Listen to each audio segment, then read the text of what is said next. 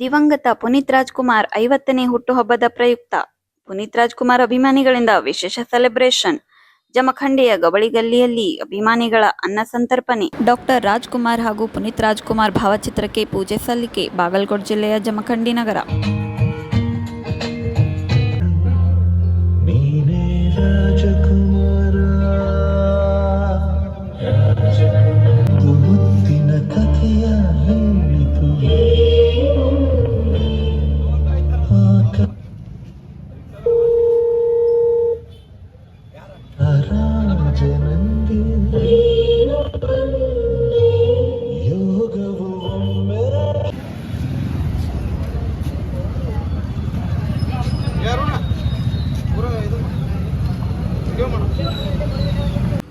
ನನ್ನ ಹೆಸರು ಅಭಿಮನ್ಯು ಕೋಳಿ ಅಂತ. ಇದೇ ಜಮಖಂಡಿ ಅವರೇ. ನಾವು ಹೋಳಿಯಲ್ಲಿ ಅವ್ರಿಗೆ ಪ್ರತಿ ವರ್ಷ ನಾವು ರಾಜ್ಕುಮಾರ್ ಅವರ ಪುಣ್ಯತಿಥಿಗೆ ಹೋಗ್ತಿದ್ದೀವಿ. ಅವಾಗ ಪುನೀತ್ ಸರ್ನ ಭೇಟಿಯಾಗಿ ಬರ್ತಿದ್ವಿ.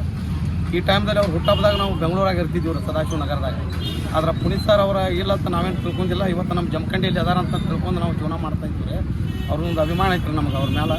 ಯಾಕಂದ್ರೆ ಅವ್ರು ಒಳ್ಳೆ ಅಂತ ಕೆಲಸ ಮಾಡ್ಯಾರ್ರಿ. ಎಲ್ಲ ಥರ ಏನು ಹೇಳ್ಕೊಳ್ಳೋದನ್ನ ನಾವು ಏನೋ ಒಂದು ಇದನ್ನು ಮಾಡ್ರೆ ನಾವು ಹೇಳ್ಕೊತೀವಿ ರೀ.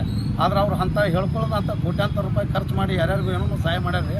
ಅದಕ್ಕೋಸ್ಕರ ಅವರು ನಟನಾಗಿ ನಾ ಅವ್ರನ್ನ ಪ್ರೀತಿಸಲ್ರಿ. ಒಬ್ಬ ಗುಣವಂತ ಅವನಲ್ಲಿ ಇರುವಂಥ ಒಳ್ಳೆತನವನ್ನು ನೋಡಿ ನಾ ಅವರ ಅಭಿಮಾನಿ ಆಗಿನ್ರಿ. ನಾವು ಮೊದಲೇ ನೋಡಿದ ಡಾಕ್ಟರ್ ರಾಜ್ಕುಮಾರ್ ಅವರ ಅಭಿಮಾನಿ ರೀ. ಅವರಲ್ಲಿರುವಂಥ ರಾಜ್ಕುಮಾರ್ ಅವರಲ್ಲಿ ಇರುವಂಥ ಗುಣಗಳು ಏನದವ್ರಿಲ್ಲ ಪುನೀತ್ ಸರ್ ಅಲ್ಲಿ ನೋಡಿದೀವ್ರಿ ನಾವು. ಇಲ್ಲಪ್ಪ ನಮ್ಮ ರಾಜ್ಕುಮಾರ್ ಇಲ್ಲಾಂದ್ರೆ ಇನ್ನೊಬ್ರು ಪುನೀತ್ ಸರ್ ಒಳಗೆ ನಾವು ರಾಜ್ಕುಮಾರ್ ಕಾಣ್ತೀವಲ್ಲ ಅನ್ನೋ ಒಂದು ನಮಗೊಂದು ಹೆಮ್ಮೆ ಐತ್ರಿ. ಪ್ರತಿ ವರ್ಷ ಇದನ್ನು ಮಾಡ್ತೀವಿ ರೀ. ನಮಗೊಂದು ಹೆಮ್ಮೆ ಐತ್ರಿ. ಪುನೀತ್ ಸರ್ದ ಹುಟ್ಟಹಬ್ಬ ಮಾಡೋದಂದ್ರೆ ಖುಷಿ ರೀ. ಇವತ್ತು ಅವ್ರು ಇಲ್ಲಂತ ಯಾವತ್ತೂ ಅನ್ಕೊಂಡಿಲ್ಲ. ನಮ್ಮಲ್ಲಿ ಅದ ರೀ, ನಮ್ಮ ಜಮಖಂಡಿ ಅದಾರ ಅಂತ ನಾ ತಿಳ್ಕೊಂಡೆ. ಹೇಳಿ ನಾವು ಜಮಖಂಡಿ ಅವರು ಸಾಪ ಜಮಖಂಡಿ. ನಮ್ಗೆ ಅಪ್ಪು ಅವ್ರ ಬಗ್ಗೆ ಮೊದಲಂತೂ ಗೊತ್ತಿದ್ದಿದ್ದಿಲ್ಲ. ಈಗ ಅವ್ರು ನಮ್ಮನ್ನು ಅಗಲಿದ ಮೇಲೆ ಅವರ ಬೆಲೆ ಏನನ್ನೋದು ಗೊತ್ತಾಗೈತಿ. ವಜ್ರದ ಬೆಲೆ ಕಳ್ಕೊಂಡ ಮೇಲೆ ಗೊತ್ತಾಗೈತೆ ಅನ್ನೋದು ಇದು ಎಷ್ಟು ಸತ್ಯನೋ ಅದು ನಾವು ಇರೋವರೆಗೆ ನಾವು ಸತ್ತ ಮೇಲೂ ಅಪ್ಪು ಜೀವಂತ ಅಂತ ನಾನು ಹೇಳಕ್ಕೆ ಇಷ್ಟಪಡ್ತೀನಿ.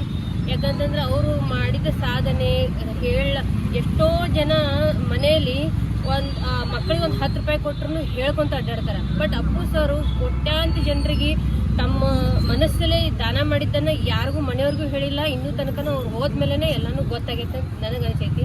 ಯಾಕಂದ್ರೆ ನಾವು ಸತ್ತ ಮೇಲೇನು ಅವ್ರು ಜೀವಂತ ಅಜರಾಮರ. ಅಪ್ಪು ಅಜರಾಮರ. ಅವರು ನಮ್ಮ ಬದುಕಿಗೆ ಬೆಳಕಾಗ್ಯಾರ.